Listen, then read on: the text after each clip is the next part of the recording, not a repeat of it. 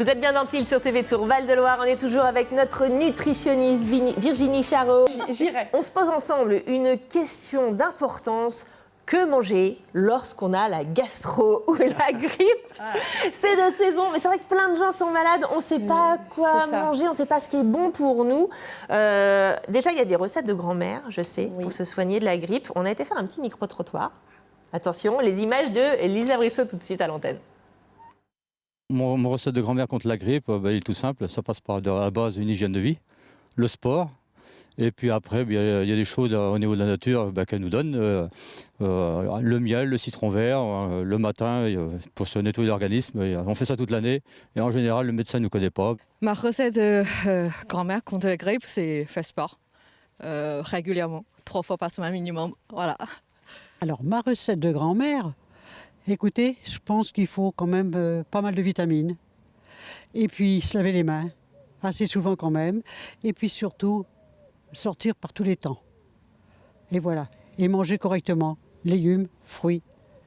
Et je pense que, puis bien dormir et boire.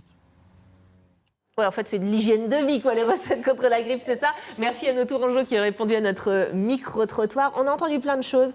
On a entendu le sport, beaucoup. Alors là, on est dans la prévention, parce que faire du sport quand on a la grippe, déjà qu'on n'arrive même pas à aller jusqu'aux toilettes. Mais ensuite... mais justement, il faut courir vite.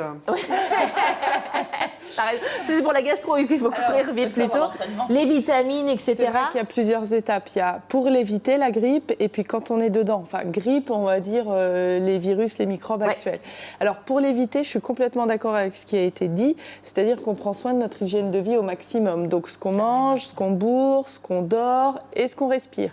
Il y a un des intervenants qui a parlé de sortir et de s'oxygéner régulièrement. C'est tout à fait juste. On prend plus souvent assez l'air. On a peur de prendre froid, peut-être, quand il fait pas très beau, etc.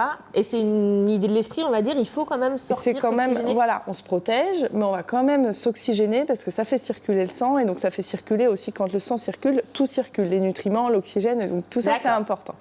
Après, il y a quelque chose que j'entends beaucoup, moi, au cabinet, c'est « j'ai rien mangé pendant 3 jours parce que j'étais malade ». Qu'en pensez-vous ? Ah, déjà, il faut arriver à avaler quelque chose. Parfois, quand on a la gastro et tout... Manger, encore boire, ce serait impossible. Mais manger, oui. Il se trouve que quand on est malade, on a notre système corporel qui ne va pas bien et qui essaye de se défendre. Et pour se défendre, on a besoin de nos carburant. Défense immunitaire. Et ça ne se fabrique pas tout seul. Ouais. Alors, ce qui est vrai, c'est que quand on est malade, on a plein de fonctions qui tournent moins bien. On a la fièvre, on a mal à la tête, on a mal au ventre. Donc, se mettre à digérer des choses compliquées, c'est pas possible. Donc, on ne mangera pas comme d'habitude. On va essayer de simplifier notre alimentation. Par contre, quand vous parliez de recettes de grand-mère, c'est exactement ça. On va quand même appliquer une recette. Saviez-vous que le mot recette, à l'origine, l'étymologie de ce mot-là, c'est donner des remèdes. Une recette, c'est la même étymologie que l'ordonnance. Donc autrefois, le médecin, il disait, bon, vous êtes malade, alors vous allez faire une soupe, prendre l'air, marcher, etc. Donc là, on va être sur la même logique en privilégiant 2-3 éléments clés. L'eau, on s'hydrate sous toutes les formes. Froid, chaud, tiède, en fonction de ce qui passe et de ce qui est agréable au patient.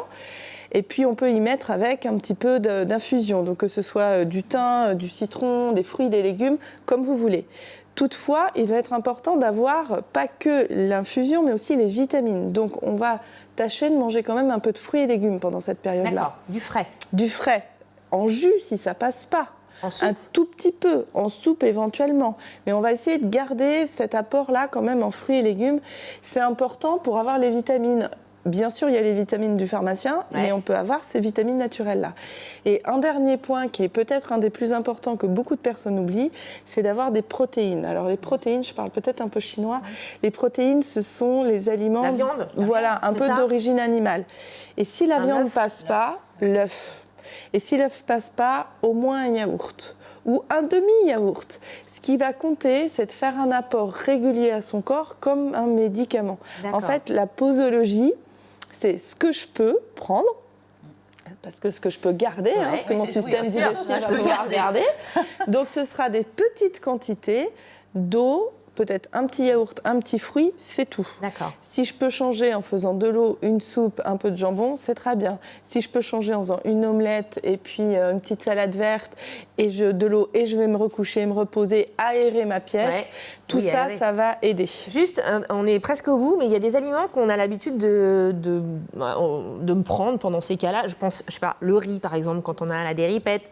La banane aussi. Est-ce que c'est vraiment des aliments qui sont meilleurs que les autres dans ces cas-là, dans les cas de gastro par exemple? Oui, pour le type de fibres que ça va contenir, ça peut aider à resserrer un petit peu les selles. D'accord. Parce que, resserrer en effet, les selles. Voilà. Bon appétit, chers amis. L'idée, c'est d'éviter les fibres qui vont accélérer trop le transit. D'accord. Donc c'est pour ça que parfois, plutôt que de prendre le fruit ou le légume, on n'en prendra que le jus pour avoir les vitamines sans forcément avoir les fibres. Mais pensez à vous alimenter encore un petit peu parce que ça va vous aider à vous guérir. Votre aliment est votre premier médicament. Ouais, ça faisait longtemps qu'on ne l'avait pas dit, l'aliment est le premier médicament. Voilà. Merci Virginie pour tous ces conseils. J'espère qu'on vous a aidé. Si vous êtes malade, courage. Ça dure quelques jours quand même, mais vous avez peut-être fait le plus dur. www.reviviscence.com pour retrouver tous les conseils de notre nutritionniste de Tilt.